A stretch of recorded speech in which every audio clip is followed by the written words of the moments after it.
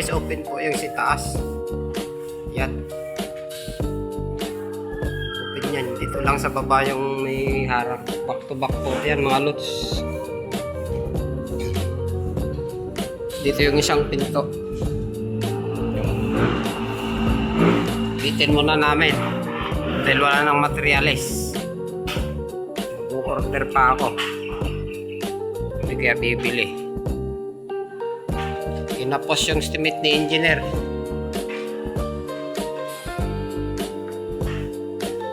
Ito na, yung dating 3 kwarto na design niya, binago na naman niya.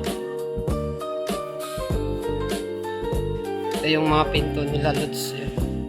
Pareha lahat yung pinto.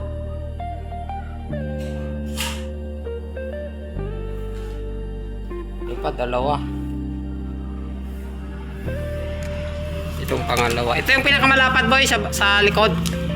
Dito po yan mga lods. Yan o. Tapos yung sliding door. Yung original daw ibabalik. Dito. Kasi dati naka-sliding to eh. Pinagtatanggal lang namin kasi tingnan mo naman yung hamba ng kahoy niya no. Nung ano, sliding. Kinutkot. Kinutkot. Yan. Ay. Meron pa palang battery na iwan.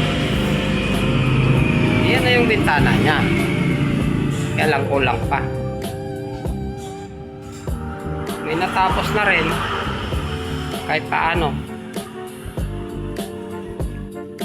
Boy, pasuyo man dyan boy. Yung baterya. Ilagay mo sa loob lahat ng ano natin. Tapos harangan mo ng ano, yero. Yung motor natin, ilagay mo sa loob. Ah, nandyan na sa ilalim yata. Sa bag. Yung yabi tubo boy, iuwi ko ito. Ay, yun yung tinawag ni madam.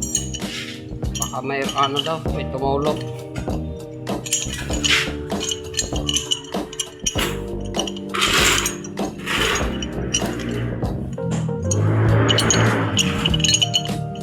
Pwede na sana yung install yung ano mga lods. Kaya lang busy pa ako dun sa ano.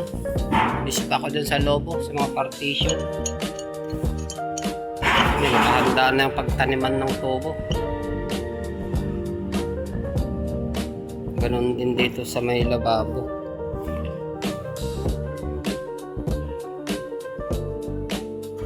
Yan.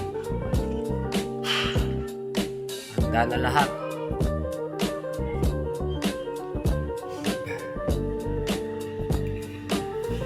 Guys, hanggang dito na lang. Maraming salamat.